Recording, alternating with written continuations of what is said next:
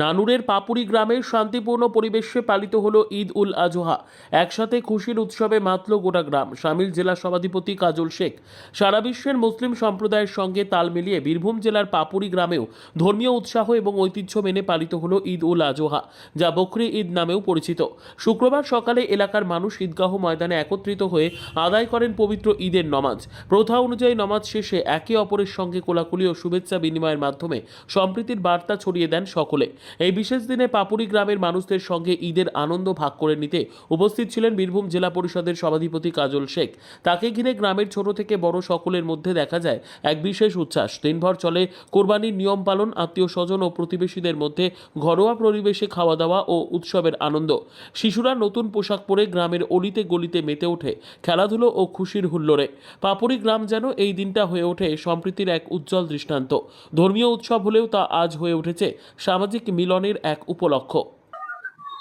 আজকে পবিত্র ঈদুল আজহার দিন সমগ্র ভারতবর্ষ তথা বিশ্বের বিভিন্ন প্রান্তে আজকের এই দিনটা আনন্দের সঙ্গে উদ্দীপনার সঙ্গে পালন করা হচ্ছে।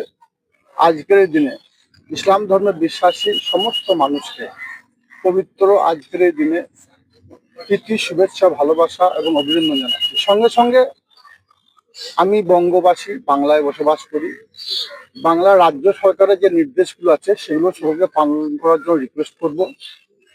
রাজ্য সরকার যে নিয়মগুলো দিয়েছে আজকের এই পবিত্র দিনে ইসলাম ধর্মে বিশ্বাসী মানুষ যারা আছেন, যেমন আপনারা কুরবানি অবশ্যই করবেন, কিন্তু কুরবানি করার পরে যে অবশিষ্ট অংশগুলো থাকবে সেইগুলো যতটা সম্ভব গর্ত করে মাটির নিচে পুঁতে রাখবেন।